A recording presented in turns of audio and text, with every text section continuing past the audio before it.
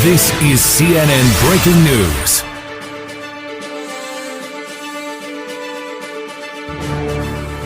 Hello and welcome to the CNN News. My name is Sandra P. Alapar. And I am Fernessa Bautista. Today is September 18, 2021. I have a question for everyone who experienced buying a product. What happens before and after your purchase? What are the factors that influence the choice of the product by the consumers? So, we are here to learn more about consumers' buying decision process. The consumer buying decision process. It is vital to know the consumer buying decision process. The consumer buying decision process are the decision-making processes begun by the consumer to buy goods or services in exchange of money in the market, before, during, and after the purchase of goods or services. It helps the seller or marketer for selling its goods or services in the market. If the marketer is successful to understand the consumer behavior according to the consumer buying decision process towards the goods or services, then it may be successful for selling its goods or services. Also, the consumer buying decision process consists of 5 stages: problem recognition, information search, evaluation of alternatives, purchase decision, and post-purchase behavior. It shows that how a consumer starts things before to buy a product. The buyer can use all 5 stages during decision-making process towards a product. Perhaps, the buyer can also skip the 1 or more stages. It all depends on the consumer mind. Every human has different mind to other humans. I turn now to Miss Sandra. Thank you, Ms. Fernessa. So, here I am to discuss the first process of consumer buying decision. The need of recognition is the first and the most important step in the buying process. If there is no need, then there is no purchase. This recognition happens when there is a lag between the customer's current situation, the ideal, and the desired one. However, not all the needs of a consumer ends up with a buying behavior. It requires that the lag between the two situations are quite important. When a consumer recognizes a need, the buying decision process begins. They become aware if they need or want that product. There is a desire between the need and want of a consumer. But they don't know if that product will help or solve their problem this time. For example, there is a girl named Sarah. She is a freshman at college. Her laptop is starting to get slow already. But she needs a laptop for her online class. She's thinking to buy a laptop.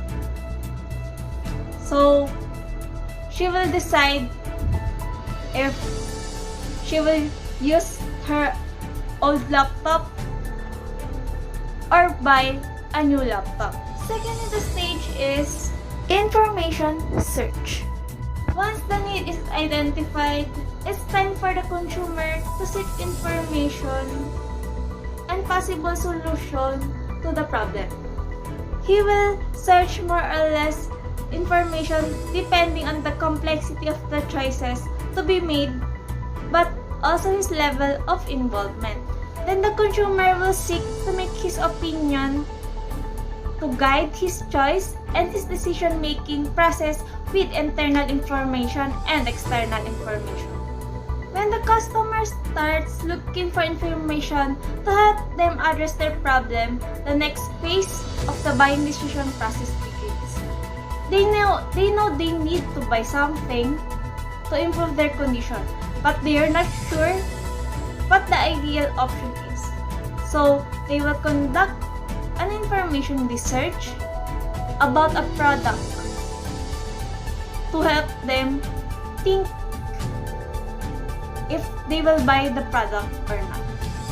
For example, Sarah, the college student, may start seeking information to help her laptop to start fast again for her online class. But she still want to buy a new laptop. So, she will gather information in the internet whether what to buy a new laptop. If it is good for online class or it's not what she needs. And next one is Alternative evaluation. the information collected, the consumer will be able to evaluate the different alternatives that offer to him, evaluate the most suitable to his needs, and choose the one who thinks the best for him. In order to do so, he will evaluate their attributes in two aspects, the objective and the subjective. They will seek evidence online to compare the same product. Is it the first one or the other one?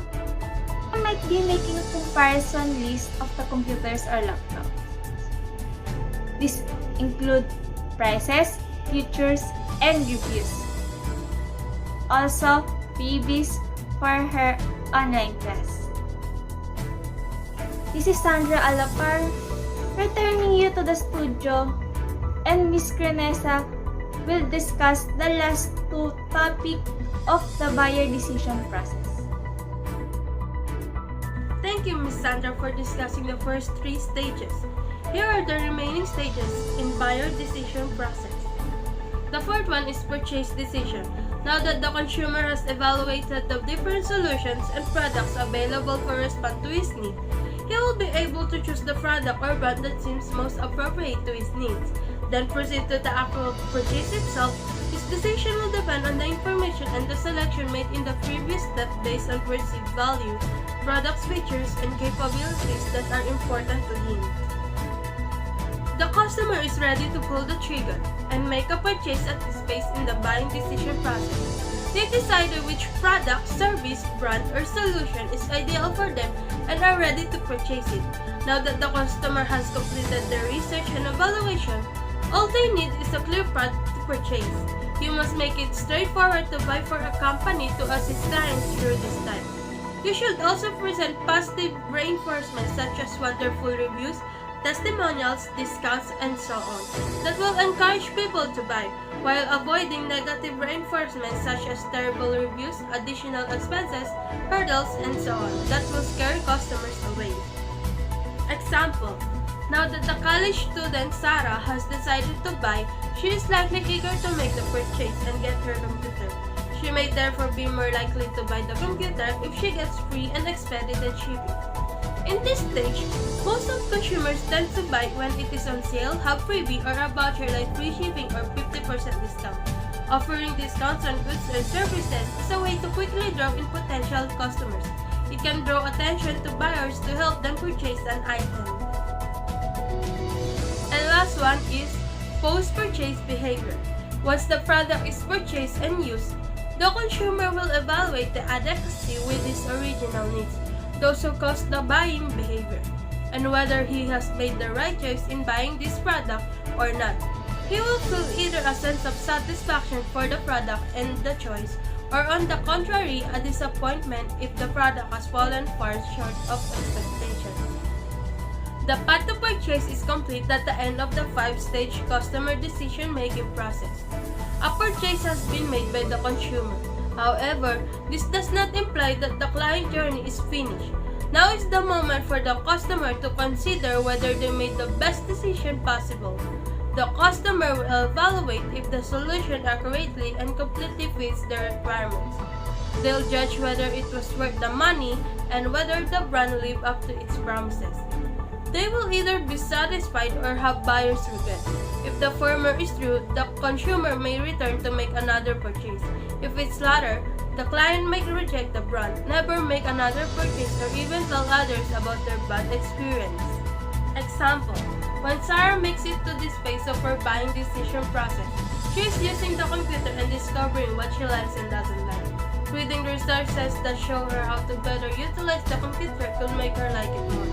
Some people have this habit of after purchasing an item, they will research information about it. They are making sure the item is really worth it. This is when a customer is assessing whether or not they are happy with the purchase. How they feel will affect whether they make further purchases from your brand. Post-purchase is also a time when the customer can affect whether others buy from you. It's human nature to rave or rant about a recent purchase, whether that on social media or face-to-face. I am Sandra Alapar, and thank you for listening. And I am Vanessa Bautista. This is CNN News. Join us at 11 o'clock tonight for late breaking news and again tomorrow at 6 o'clock a.m. Thank you. This is CNN Breaking News.